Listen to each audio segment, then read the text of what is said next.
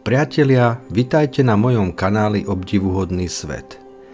Dnes sa vrátime do dávnych čias Mezopotámie, kde sa v polovici 4. tisícročia pred Kristom objavili Sumerovia.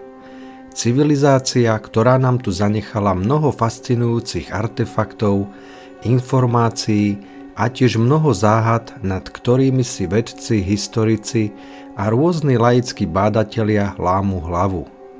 Najprv vás chcem však poprosiť o odber môjho kanála, aby vám neušlo žiadne nové video v budúcnosti.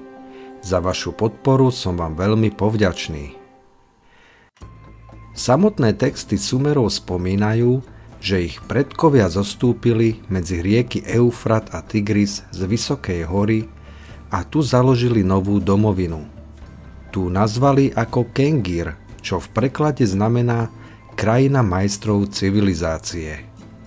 Jedna z najstarších sumerských legend hovorí o stvorení prvého človeka z hliny na radu múdreho boha Enkiho.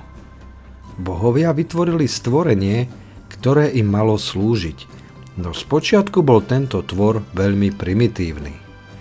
Bohovia mu preto dali viacero darov. Naučili ho kultúre, umeniu používať písmo a mnohým ďalším talentom, vďaka ktorým sa mohol naplno rozvíjať. Sumerovia sa usadili a ich prvým mestom bolo Eridu, ktoré považovali za kolísku svojej civilizácie. Ako postupne prenikali ďalej do mezopotámskej nížiny, stavali alebo dobývali nové mestá. Vznikali tak ďalšie významné osídlenia ako Uruk, Ur, Lagaš, Adabu, Nippuru či Kišu. Čo dnes o ich kultúre a civilizácii vieme a čo nám zanechali? Poďme sa pozrieť na najzaujímavejšie odkazy tejto pradávnej civilizácie. Sumerovia vytvorili jeden z prvých funkčných kalendárov na svete.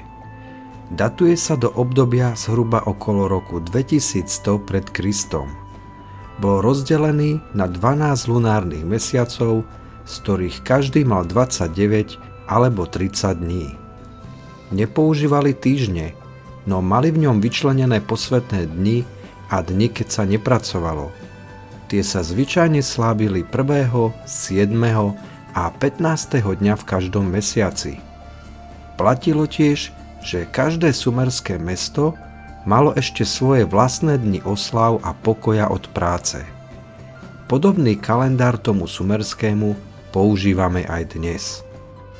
Boli to skvelí matematici a vynašli efektívnu číselnú sústavu s číslom 60, ktoré tvorilo jej základ.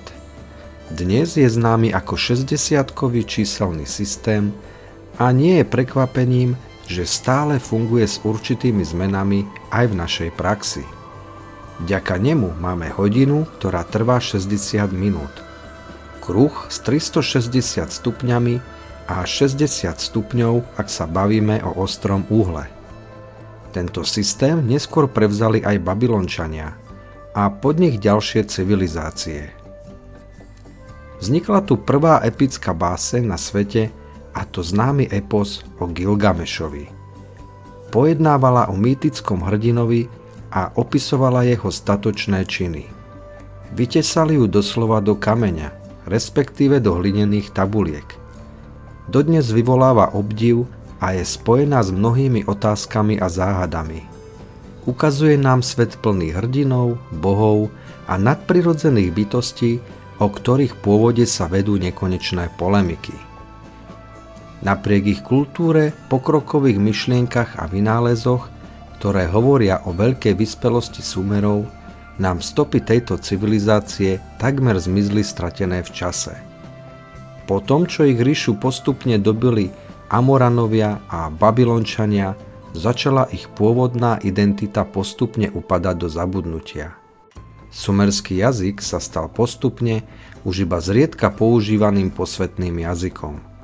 Našťastie v roku 1800 sa usilovná práca britských archeológov postarala o ich znovuzrodenie a objavené pozostatky nám dnes odhaľujú neskutočné bohatstvo, ktoré po sebe svetu zanechali. Celá história Sumeru bola zachytená v ich známych hlinených tabuľkách. Dodnes sa podarilo vykopať tisíce fragmentov z nich, viac alebo menej kompletných a zachovaných. Mnohé stále čakajú na svoje preskúmanie. Do mäkkých tabuliek sa písalo špeciálnymi jazyčkovými perami klinovým písmom. Tabuľky sa potom vypálili v ohni a stali sa pevnými a odolnými. Písalo sa tu naozaj všetko, od príbehov, básní, až po účty, sťažnosti, zmluvy a diplomatické nóty. Bez nich by sme o Sumeroch nevedeli toľko, čo dnes vieme. Jedna z najväčších knižníc hlinených tabuliek sa našla v pozostatkoch knižnice Ašurbanipala, posledného veľkého asýrskeho kráľa. Ruiny obsahovali viac ako 30 000 unikátnych hlinených tabuliek. Vedeli ste, že pluh vynašli práve starovekí Sumerovia už v roku 3100 pred Kristom?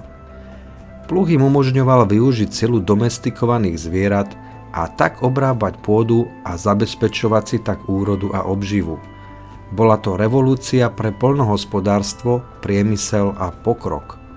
Pluh sa rýchlo rozšíril po celom svete a postupne sa pretvoril do dnešnej podoby. Tento vynález si osvojili napríklad aj starí Egypťania. Spočiatku bol samozrejme vyrobený z dreva. Obľúbeným nápojom v ríši Sumerov bolo pivo.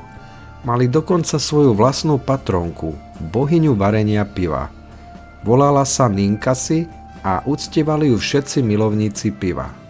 Tu je dôležité poznamenať, že toto pivo malo úplne iné vlastnosti, ako ho poznáme dnes. Bolo husté a kašovité, veľmi výživné a pravdepodobne nie príliš studené. Sumerovia ho konzumovali cez špeciálne slamky a cedidlá. Pivo zbožňoval prostý ľud, ako aj vládnuce vrstvy a varilo sa vo veľmi veľkých množstvách.